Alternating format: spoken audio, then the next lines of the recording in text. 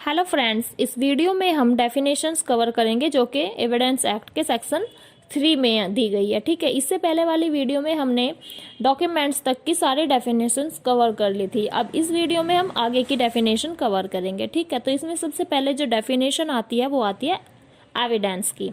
देखिए, evidence 2 types के होते हैं, एक होता है ओरल एविडेंस और एक होता है डॉक्यूमेंट्री एविडेंस। ठीक है, ओरल एविडेंस वो एविडेंस होता है जो बोल कर दिया जाता है और डॉक्यूमेंट्री एविडेंस वो होता है जो कोई भी हमारा डॉक्यूमेंट होता है उसको कोर्ट में जब प्रोड्यूस करते हैं तो वो हमारा डॉक्यूमेंट्री एविडेंस होता है। ठीक है, ओरल एविडेंस कौन दे सकता है? ओरल एविडेंस सिर्फ वो बंदा दे सकता है जो फर्स्ट पर्सन होता है, मतलब कि जिसने कुछ चीज देखी है, सुनी है। वो अगर कोई भी बोल करके बताए कि ऐसे ऐसे हुआ है तो वो हमारा ओरल एविडेंस होगा और वो सिर्फ जो फर्स्ट पर्सन होता है वो दे सकता है।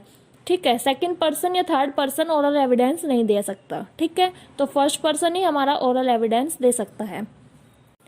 बाकी डॉक्यूमेंट्री जो एविडेंस होते हैं उसमें हमारे इलेक्ट्रॉनिक रिकॉर्ड्स आते हैं और उसमें जो हमारे डॉक्यूमेंट्स में दिए गए हैं, जो भी हमने डॉक्यूमेंट्स की डेफिनेशन में बताया है कि क्या क्या डॉक्यूमेंट्स एविडेंस हो सकते हैं, वो सारे हमारे डॉक्यूमेंट एविडेंस में ही कवर होते हैं। ठीक है, तो चलिए हम डायरेक्ट से देखते हैं।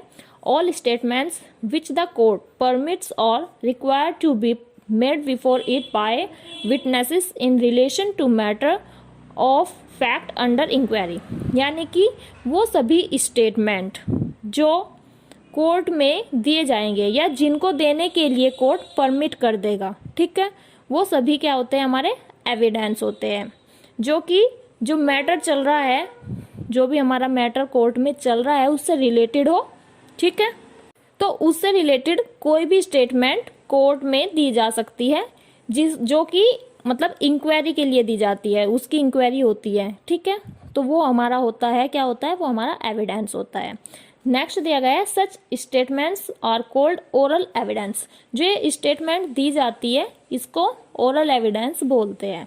ठीक है, कोई भी विटनेस कोर्ट में जाता है और वो कोई भी स्टेटमेंट देता है या कोर्ट उसको किसी भी विटनेस को अलाउ करती है कुछ भी बताने के लिए या स्टेटमेंट देने के लिए, तो वो जो भी कोर्ट में बताता है वो हमारी ओरल एविडेंस होती है। ठीक है, नेक्स्ट हमारा आता है all documents including electronic record produce for the inspection of the court, यानी कि कोई भी डॉक्यूमेंट, जो हमारा कोई भी डॉक्यूमेंट होता है एविडेंस, उसमें जो ये इलेक्ट्रॉनिक रिकॉर्ड है ये हमारा ऐड किया गया था। कब किया गया था? ये हमारा ऐड किया गया था 2000 में। ठीक है, एविडेंस एक्ट में 2000 में अमेंडमेंट की गई थी जिसमें हमारा इलेक्ट्रॉनिक रिकॉर्ड भी इसमें ऐड कर दिया गया था। हाँ, इलेक्ट्रॉनिक रिकॉर्ड भी हमारा जो है डॉक्यूमेंट रिकॉर्ड में ऐड कर दिया गया था। ठीक है, तो जितने भी हमारे डॉक्यूमेंट्स रिकॉर्ड होते हैं, डॉक्यूमेंट्स एविडेंस होते हैं, उनमें हमारा इलेक्ट्रॉनिक रिकॉर्ड भी होता है जो कि कोर्ट में दिए जाते हैं। किस लिए? इंस्पेक्शन के लिए। ठीक है, पहले उनका इंस्पेक्शन किया जाता है तब उनको एविडेंस माना जाता है। ठीक है, तो वो सारे क्या होते हैं हमारे? वो हमारे होते हैं डॉक्यूमेंट्री एविडेंस। ठीक है, उसके बाद अब हमारा नेक्स्ट आता है prove. A fact is said to be proved when after considering the matter before it, यानी कि प्रूव्ड फैक्ट वो होते हैं जैसे कि जो भी जितने भी एविडेंस या कोई भी फैक्ट कोर्ट में दिया जाता है, ठीक है, तो कोर्ट उनको ये मानती है, यहाँ पे दिया गया है ना कि द कोर्ट ईदर बिलीव, या तो कोर्ट उस पर बिलीव करती है इट टू एग्जिस्ट, मतलब कि कोर्ट ये मानती है कि ये जो एविडेंस दिया गया है या जो भी फैक्ट है ये जो हमारा मैटर है उसमें एग्जिस्ट है। ठीक है, उसमें है, कोर्ट को ये विश्वास होता है, कोर्ट ये बिलीव कर लेती है।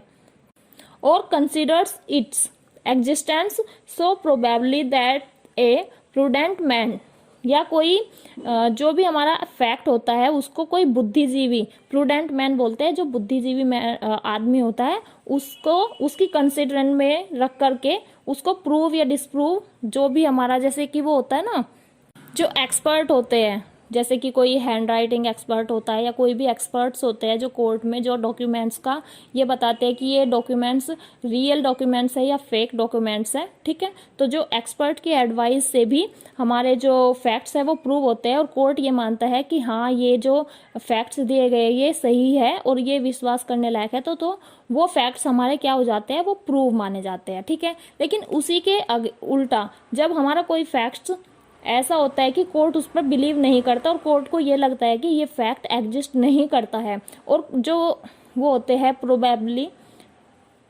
दैट ए प्रूडेंट मैन, मतलब कि जो प्रूडेंट मैन होते हैं उनकी भी कंसिडरेशन ये होती है कि मतलब ये जो फैक्ट है ये सही नहीं है, तो वो फैक्ट हमारे क्या होते हैं, डिस्प्रूव हो जाते हैं, उनको कोर्ट डिस्प्रूव कर देती है, ठीक है। उसके बाद आता है हमारा नॉट प्रूव।